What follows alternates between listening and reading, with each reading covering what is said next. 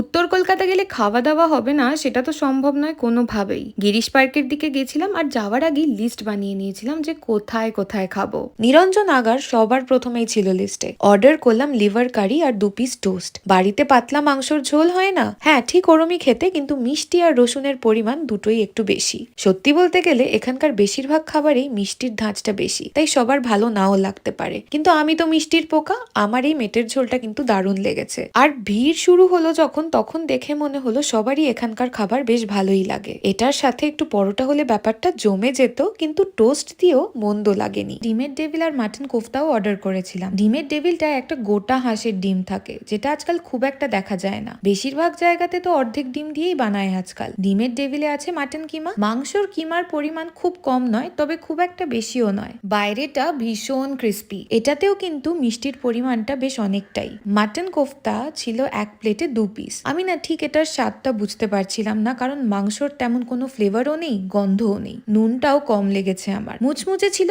সেটাই একটা plus point. এখান থেকে বেরিয়ে হাঁটা দিলাম গণেশদার বিখ্যাত মাছের কচুরি খেতে, কিন্তু দোকান খুঁজেই পাই না। গুগল ম্যাপ বারবার পল ইটিং হাউসের সামনে এসে দাঁড় করিয়ে দিচ্ছিল। তারপর বুঝলাম পল ইটিং হাউসটাকেই লোকে গণেশদার কচুরি নামে চেনে। গিয়ে শুনি কচুরি বানাতে আরো 15-20 মিনিট লাগবে, আর চারিপাশে সবাই ভাজাভুজি খাচ্ছিল। বেকার কারুর খাবারে কেন নজর দিয়ে তার পেট খারাপ করব বলো? তাই আমরাও একটা ফিশ ব্যাটার ফ্রাই অর্ডার করে দিলাম। এক পিস ফিশ ব্যাটার ফ্রাই এর দাম 75 টাকা। প্রথম কামড় দিতেই খুব খুশি হলাম, একদম মনের মতো বানানো ব্যাটার ফ্রাই। বাইরেটা একেবারে মুচমুচে, আর 75 টাকা অনুযায়ী মাছের টেস্ট বলো কোয়ালিটি বলো দুটোই কিন্তু খুব সুন্দর। মাছের কচুরির দাম 10 টাকা পার পিস, আর আমরাও 2 পিস অর্ডার করে দিলাম। দেখতে তো দারুণ লাগছিল ঠিকই, কিন্তু প্রথম গরসেই আমরা হতাশ। মাছের স্বাদ কোথায়? পুরটা মাছের হলেও না ছিল কোনো মাছের গন্ধ, না টেস্ট। খাস্তা লুচি যেরকম খেতে হয় তেমনই সাধারণ খেতে। তোমরা অনেকেই বলতে পারো যে 10 টাকায় কি ইলিশ মাছের পুর দেবে? না না, তা দেবে কেন, কিন্তু একটু মাছের গন্ধ না থাকলে মাছের কচুরি বলে তো মনেই হবে না।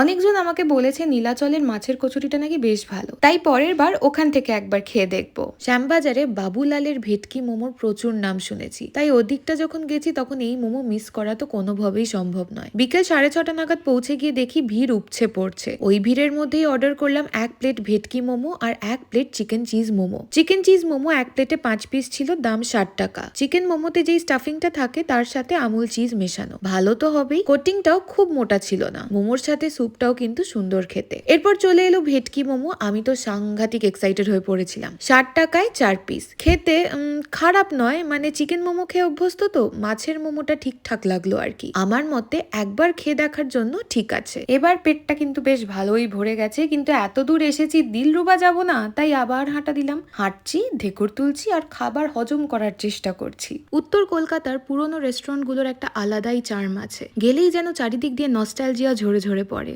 এখানকার চাইনিজ অবশ্যই অথেন্টিক নয়, কিন্তু লুকিয়ে আছে অনেক ছোটবেলার স্মৃতি। যখন ছোট ছিলাম চায়না টাউন বা ট্যাংরা এলাকার চাইনিজ কি সেটা জানতাম না। এই ধরনের বাঙালিয়ানা চাইনিজটাই ছিল মনের মতো খাবার। একেবারে চিংড়ি ডিম চিকেনে ভরপুর ফ্রাইড রাইস, আর সাথে হালকা মিষ্টি মিষ্টি chilli chicken. Fried rice chilli চিকেনের পর ট্রাই করেছিলাম মাটন আফগানি। মাটন আফগানি আর আফগানি কাবাব কিন্তু সম্পূর্ণ আলাদা। 30-35 বছর আগে বাবা কলেজে পড়াকালীন কফি হাউসে খাওয়া মাটন আফগানির কথা এখনো বলে। আমাদের নিয়েও গেছিল একবার ওই 1-2 বছর আগে, কিন্তু খেয়ে বললো আগের মতো সেই স্বাদ আর একদমই নেই। তাই আমি কোথাও আফগানি দেখলে একবার খেয়ে দেখি, যদি বাবার বর্ণনা দেওয়া আফগানির স্বাদের সাথে কিছুটা হলেও মিল পাই। এখানকার আফগানিটাও আগে খাওয়া আফগানির মতোই ছিল। মাটন কাটলেটের উপর একটা মিষ্টি মিষ্টি পেঁয়াজ রসুনের গ্রেভি দেওয়া। দিলরুবার খাবার অসাধারণ বলাটা ঠিক হবে না, তবে হ্যাঁ খাবারের মধ্যে লুকিয়ে আছে অনেক স্মৃতি আর পুরনো কলকাতার খাবারের স্বাদ। আমার তো বেশ ভালোই লাগলো। এইখানেই শেষ করলাম আমাদের ফুড ওয়াক আর রওনা দিলাম বাড়ির উদ্দেশ্যে।